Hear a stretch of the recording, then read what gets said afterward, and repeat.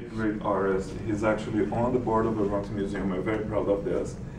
Tim started in the 80s here in the Bronx as a school teacher, and he realized that there was a lot of kids failing in school because there was so much going on the street, and they were fascinated about that, and they were misbehaving in class. They have short attention span, or whatever you call it. And he realized that a lot of these kids, they were very creative, but they did not have an outlet for creativity. So he created an after-school program, and he kind of, his thinking was, well, I don't want to just pamper these kids and give them art material and not getting any, anything back from them. So what he set up was a system that kids would come to him and say, oh, this is really cool, we want to work with you. And he said, okay, but we are doing this semester, we are reading this book.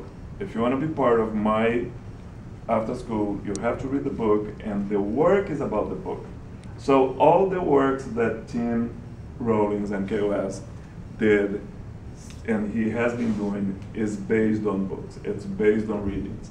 So, of course, as you can imagine, the results of that was really great, because all of a sudden, he had this small group of 10, 12 kids reading books, like Moby Dick, and things that we all consider like so difficult, but they had a little book club, so to speak, to read, discuss, and understand the book, and then the outcome was always like a collective artwork. So, yes? I was going to say, we actually have the documentary of Tim Yes. Rollins and KOS. It's really, really good. And there's a part where they're actually making this piece. That's great. It's really good. Forget about So that. if you want to borrow it, let me know. Yeah, so this particular work is actually based on Hawthorne, a classic American writer, and it's called The Scarlet Letter. And I never read the book. It's a very difficult book, but Very good. It's very good. Yeah, I read very little Hawthorne. Okay, talking about style, he has that very kind of, difficult, kind of ornate 19th century kind of style. But this is about a society, Puritan society in New England, and there is this woman who betrays her husband, and she's basically ostracized. Am I correct? Mm-hmm. She's ostracized by. She probably just read it. Okay, go ahead. Yeah, go ahead. It's about a woman named Hester Prynne who was ostracized by the community because she bore a child out of wedlock. No one knows who the father is, so she basically has to grow up she basically has to live the rest of her life with a scarlet letter on her chest, basically a red A marking her as an adulteress. And she has her child, little baby girl, Pearl, who is basically the embodiment of the scarlet letter on her chest. And so the story goes on, and you learn more about her, and you find out who the father is. Okay, great. So if you all want to know more about it, come and talk to us. It's a great book. Yeah, it is. So now, what Tim is doing here, that it's very interesting. So we have an element of language, a letter that becomes kind of a life sentence for someone. Someone is forced to live with that letter embroidered. It's a tag. It's a stigma, right? And then what Tim and the kids of Chaos did here is to play with the letter and come up with different styles. So he made, the group made many variations of this. This is just one of the smallest paintings. He did like huge paintings about that, and it's just like the repetition of the letter A. So this would be, something very interesting to think about. How, language in a sense is almost invisible because we never think about language. But language actually can be used as a way to brand people. In this case, it's an embroidery, but it's almost like a tattoo, or like how you brand an animal or so forth. So, and sometimes it can be in a very abstract way, like how we use words to stigmatize people and so forth. All this I want to come up in our discussion in Bronx Lab. And as you can see, it's a play on branding, design, and I think it's based on how Malcolm X would sign his name. And of course, this has, clearly sort of political connotation.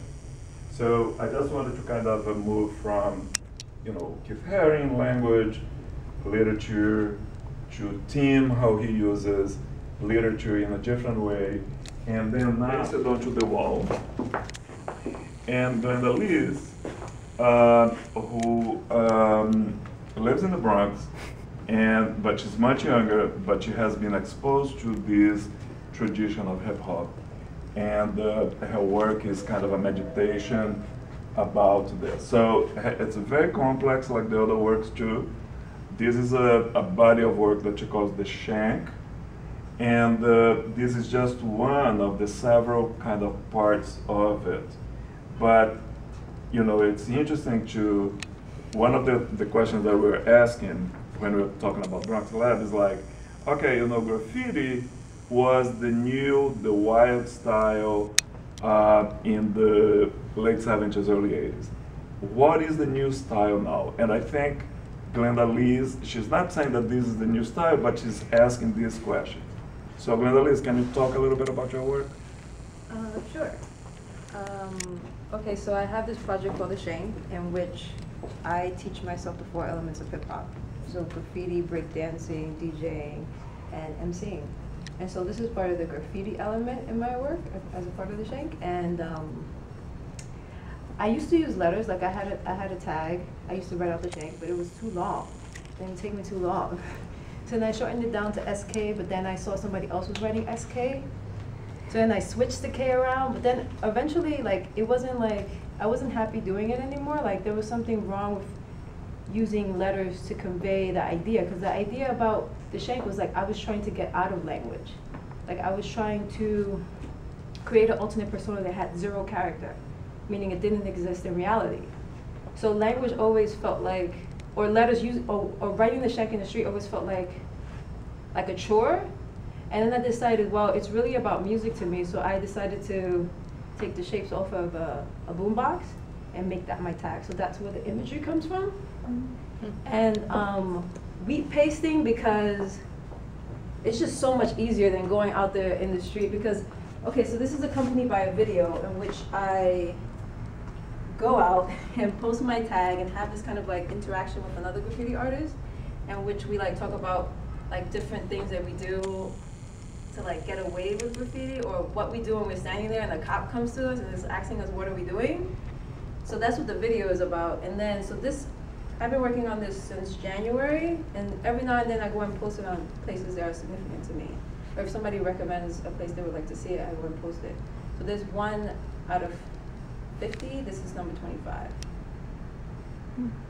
That's great.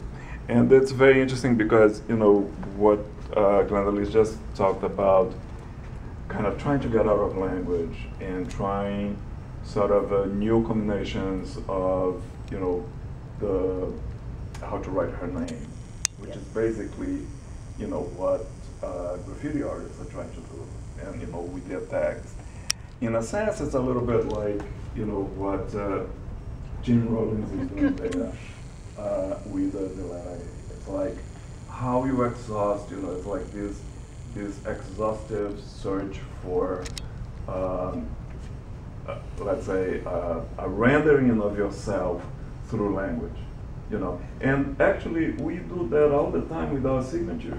If you compare your signature now with your signature of 5 years ago, of 10 years ago, and then when you're 5 and you started, you evolve, and the signature, when you sign checks or whatever, we don't sign checks anyways, but But you know, the way that you write your name,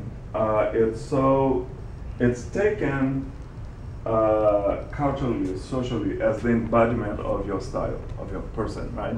So people have like, whoa, you know, so it's like, wow, this guy has style. And some people write, you know. So it tells a lot, it tells a lot. You know, signatures tells a lot. And that's why tags, graffiti, bring all this.